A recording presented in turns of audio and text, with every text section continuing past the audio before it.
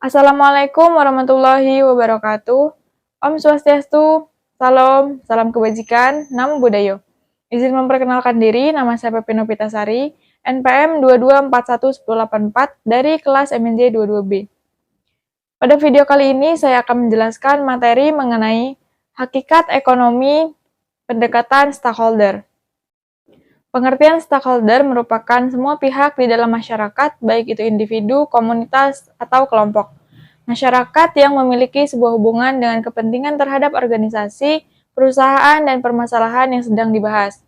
Dalam terjemah bahasa Indonesia sendiri, arti stakeholder adalah seorang pemangku kepentingan atau pihak yang berkepentingan.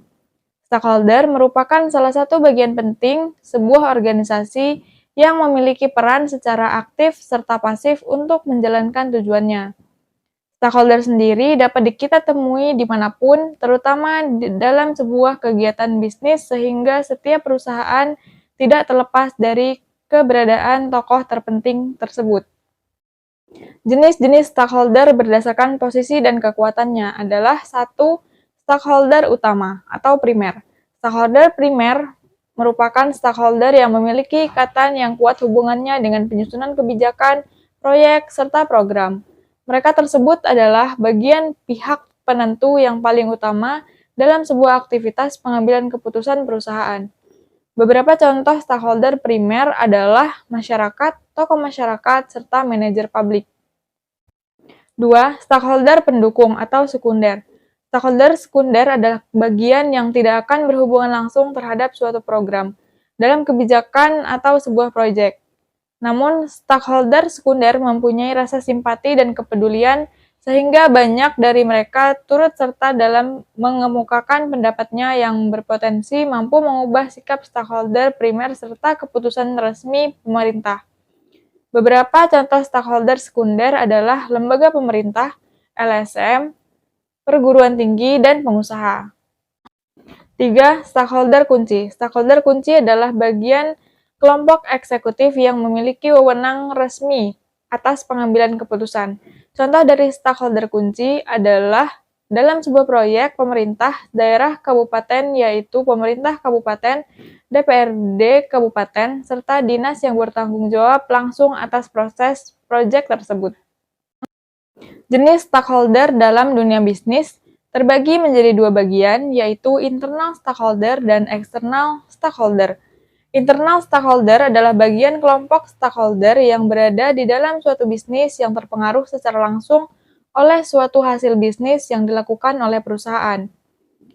Sedangkan untuk external stakeholder sendiri merupakan bagian dari kelompok orang yang mempunyai kepentingan dan hubungan dengan kesuksesan sebuah perusahaan namun tidak memiliki hubungan secara langsung dengan proyek atau sistem kerja perusahaan.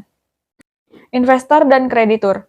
Mereka memainkan peran yang sangat penting dalam bisnis, karena mereka dapat membantu ke status keuangan perusahaan. Karena alasan ini, perusahaan harus memiliki keduanya. Sebagai pemangku kepentingan, investor adalah kelompok orang yang menginvestasikan modalnya untuk mendukung operasi perusahaan. Saham adalah bentuk modal yang memainkan peran penting bagi perusahaan sehingga tetap berlanjut. Selanjutnya, investor yang telah menyetor modal yang sangat besar juga memiliki otoritas sehubungan dengan modernisasi kondisi keuangan dan kondisi perusahaan.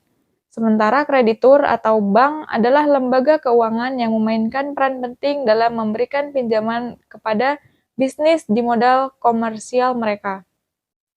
Kreditur dibagi menjadi para pemangku kepentingan yang menawarkan pinjaman dengan kondisi dan jaminan tertentu. 2. Pegawai atau karyawan. Tanpa sebuah sumber daya manusia, maka perusahaan sendiri tidak akan bisa beroperasi secara mestinya. Pegawai dikatakan sebagai stakeholder karena memiliki peran penting dalam kontribusinya secara langsung terhadap proses produksi. 3. Pemasok atau sumber daya. Pemasok disebut juga sebagai supplier memiliki tugas-tugas dalam hal menyediakan bahan baku untuk diproduksi. Pihak pemasok mempunyai kepentingan dengan sebuah perusahaan dalam hal meraih keuntungan.